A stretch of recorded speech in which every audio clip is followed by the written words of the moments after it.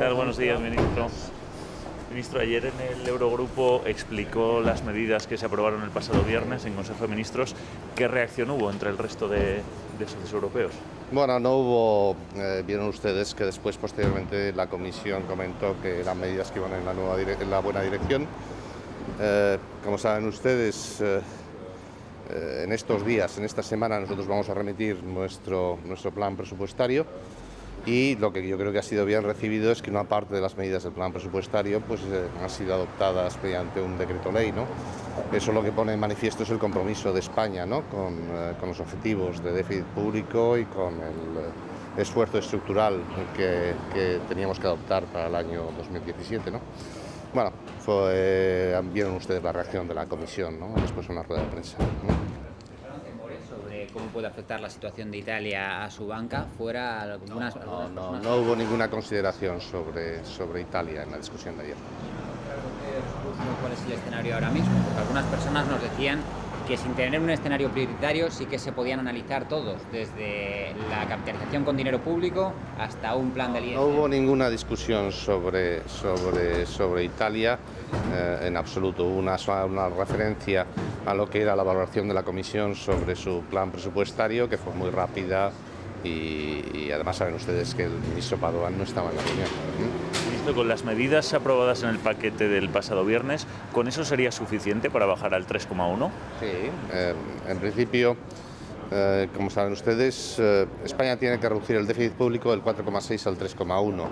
Eso es un punto y medio. Un punto prácticamente de esa reducción la proporciona el ciclo económico, el crecimiento del 2,5%, y el otro 0,5 las medidas que se han ido adoptando. Es perfectamente factible y posible al respecto, ¿no? Y bueno, en cuanto se remita el plan presupuestario, que ya en algunos aspectos ha sido comentado con la Comisión Europea, pues la Comisión hará su análisis al respecto y vuelvo a repetirle, creo que no va a haber divergencias importantes en absoluto.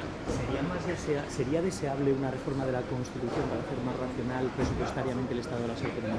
No, vamos a ver, el tema de la reforma de la Constitución, lo que hay que ver en primer lugar qué es lo que se quiere hacer, ¿no? Tú no puedes abrir un melón sin saber cuáles son los objetivos del mismo, ¿no? Y evidentemente lo fundamental aquí es conocer, saber qué es lo que se quiere, ¿no? Y tener un acuerdo y tener un consenso. Y eso es algo que es fundamental. Tengan ustedes en cuenta que la Constitución se aprobó en España con un consenso enorme. Y además, saben ustedes que en el referéndum hubo un resultado, el que hubo, que fue de un apoyo enorme de la población española.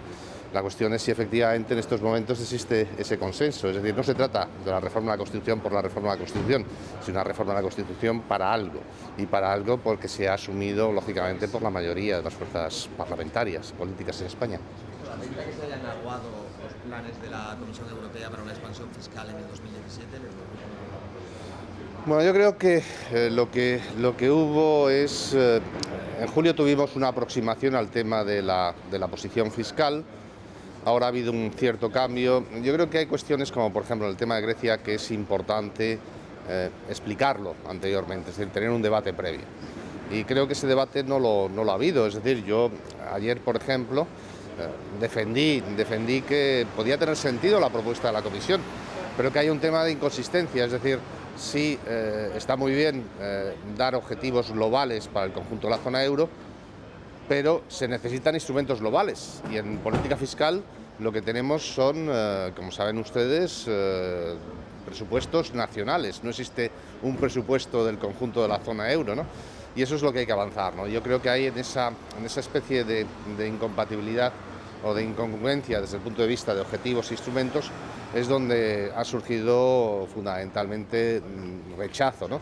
Pero vuelvo a repetirle, yo creo que ir hacia una posición o un análisis de la posición global de la zona euro, que ya tiene una política monetaria única y que necesita o que puede tener también una posición fiscal o un análisis de lo que son los presupuestos del mismo y cuál es el impacto fiscal, pues es útil. Lo que pasa es que no tenemos los instrumentos para de alguna forma dirigir dicha política fiscal a un comportamiento global. Bueno, la situación actual es la que es pero saben ustedes que el calendario electoral es el que es perfectamente, que eso está teniendo una influencia en las decisiones que se están tomando e incluso en la aproximación del Eurogrupo. Pero bueno, las elecciones llegan y pasan y después Europa hay que seguir tomando decisiones. Muchísimas gracias.